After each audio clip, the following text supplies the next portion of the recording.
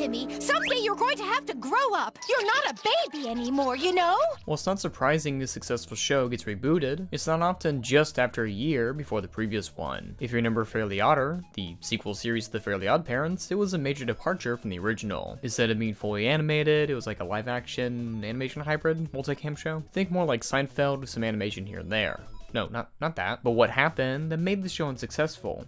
And will the reboot fare any better? Well, upon the recent leaks, I've seen the pitch bible, test animation, and script, so needless to say, there's a lot to go over. Luckily, I don't have a nostalgic attachment to the series, apart from watching the specials and episodes from Blockbuster, so you won't really hear me whining about the legacy of the series. Believe me, no show has a legacy that can't be dug up and danced around like Weekend at Bernie's if it means someone will pay to watch it. Just be lucky we didn't get a Fairly Odd Parents babies. Hello, I'm Daft Pina, and today we're gonna be talking about fairies. The original series created by Butch Hartman lasted from 2001 to 2017, so about 16 years, 3 months, and 26 days, give or take the times they're not airing. The show revolves around Timmy Turner, a basic bitch kid that everyone wants to die. You could have killed yourself! It would have 10 seasons and 172 episodes, with many new characters being added later in the series. However, those characters were added when I stopped watching, but when forced to continue a series past its prime, you can kinda just do whatever with it. You know, the same thing actually happens when you get tenure as a college professor,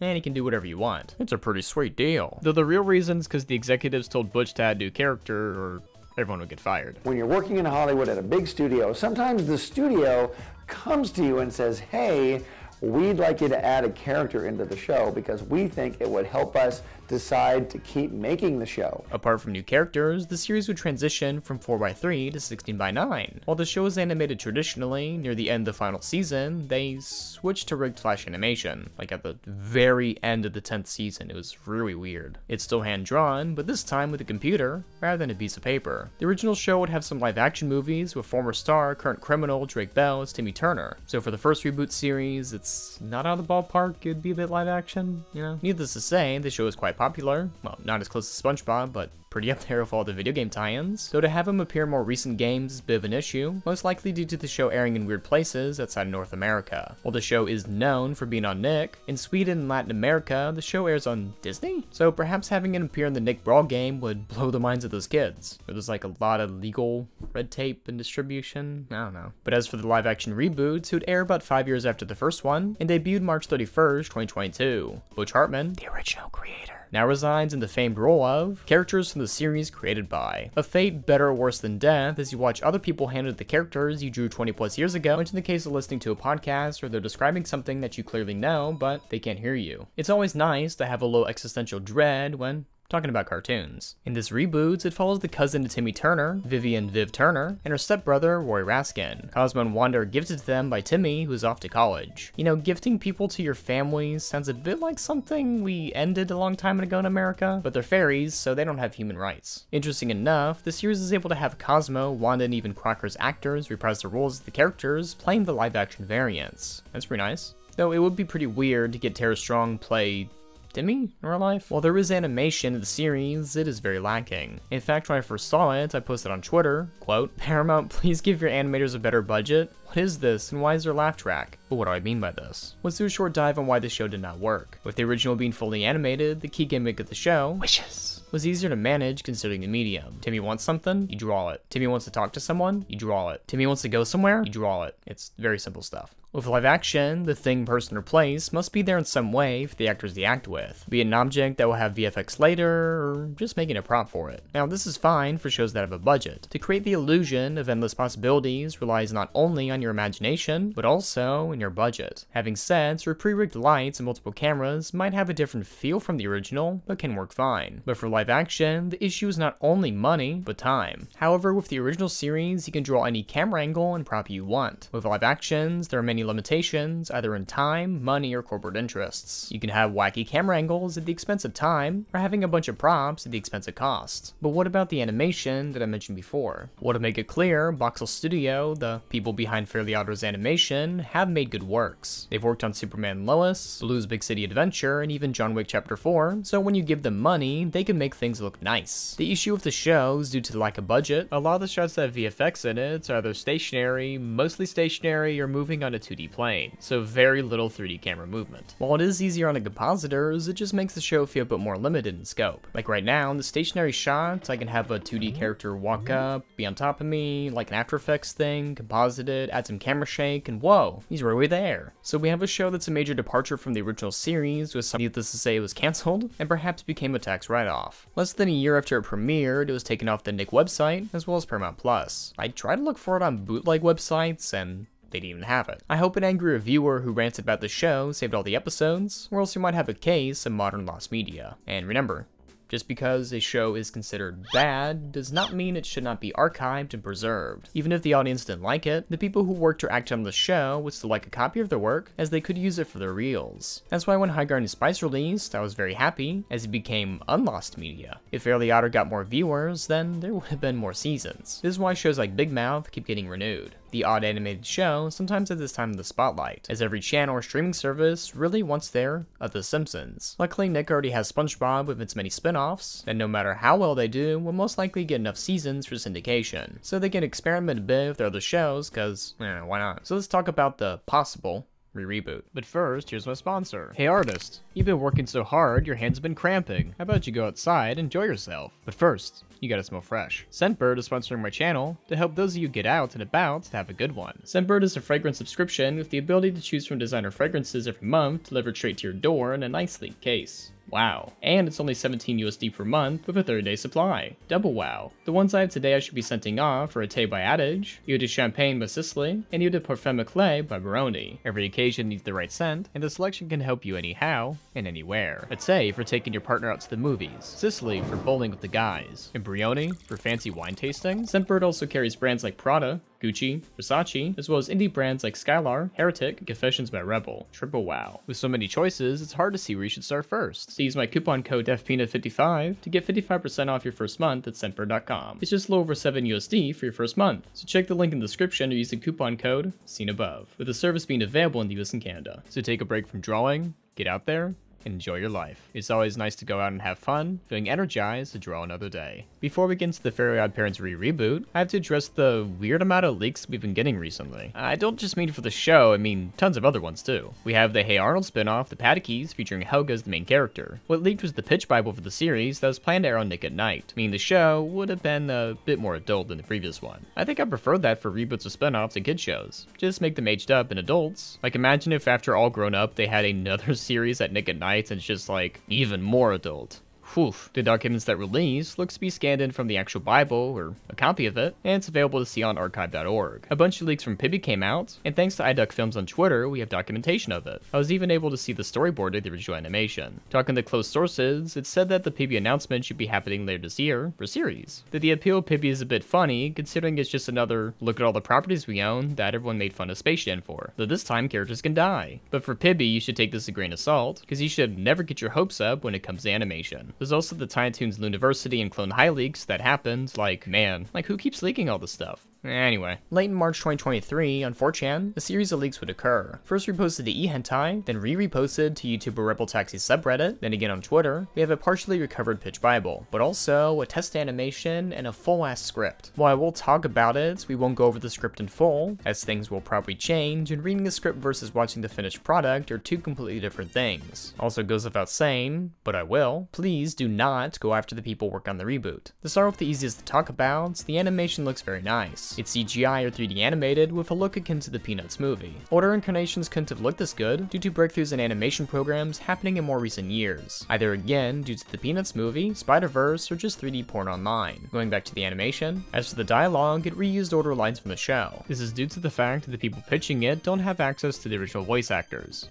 I mean, it's kind of obvious, right? They didn't hire them yet, because there might not even be a show yet. This is the sequel series to the original, meaning Fairly Otter can still happen after the show, or just an alternate timeline. The show is Cosmo and Wanda coming back to after a 10,000 year break. Now if you're a big dum-dum thinking in linear time, you think this takes place in the future, but as it turns out, no, they're just time travel vacationing. As ageless beings destined to live forever, going in a straight line is only for the mortals. With an out-of-retirement couple set to raise a new kid, this gives an easier explanation as the age-old question, how do you reset the status quo without having the characters be OP in the sequel? Like whenever you play a video game and you're in the sequel now and you're like, well, I don't have all this weapons from the last game.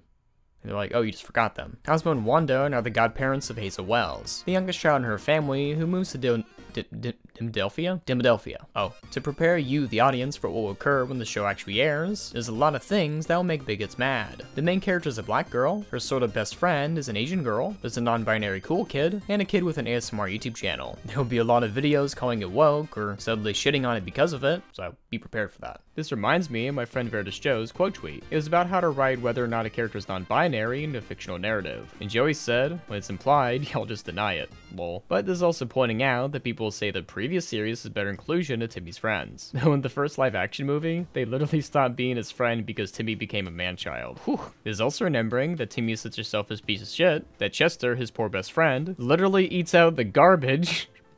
And the only two wishes he granted for him was like being a baseball player and getting a girlfriend. Thanks, Timmy. In fact, the description of Hazel reads like a Mary Sue, but actually reading the script, do not fret, she's just as much of a loser as Timmy Turner, but just in her own little ways. Don't worry.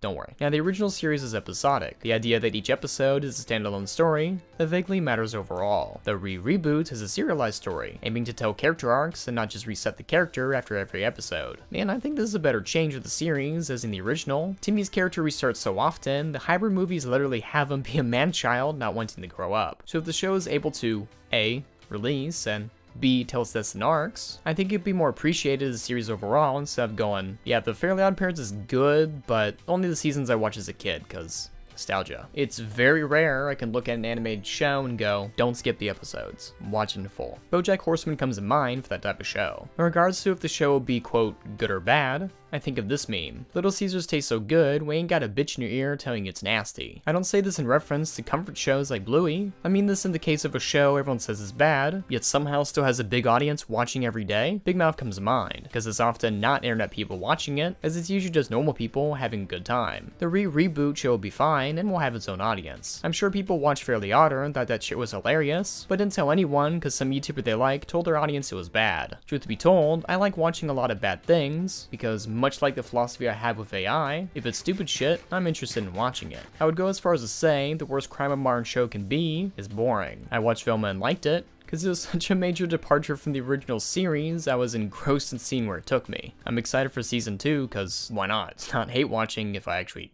laugh at it. A cycle of negativity brings down discussion, pointing back to Little Caesars of course, as if you got someone shitting on the pizza you like, you're either just not gonna eat it at all, or just eat it when the naysayers aren't around you. When a collective says something is bad, like Fairly Odder, you often subconsciously find bad things when consuming the media. American neurochronology researcher and author Robert Spolsky talks about this in his article, Why Your Brain Hates Other People. While this was a very long article that mainly focuses on human-to-human interactions, I've seen some parallels with watching TV shows. We often dislike someone or something for arbitrary reasons. We later rationalize it by observing something they did that is bad. Quote, I knew it was going to be bad, or of course it's going to be bad. Usually comes after a pile of negativity that justifies your reaction. This causes more hate to pile on as you feel justified in your rationality. When a collective says something is bad, it's pretty hard to break out of the mold. For Steven Universe, with everyone saying it's bad or mishandled, they're surprised that even to this day, it still has an active fan base. But it was bad because I said so, why do other people like it? You know, the idea that liking this bad thing is fundamentally idiotic, you can't fathom the opposite of your ideals? This could be the case of them inadvertently trying to find something wrong with it, or watching someone else talk about the series and using them as a proxy for actually watching the show. To view it yourself in full gives you a better understanding than if you watched a YouTuber cover the show. That's a nice opinion, did a YouTuber give it to you?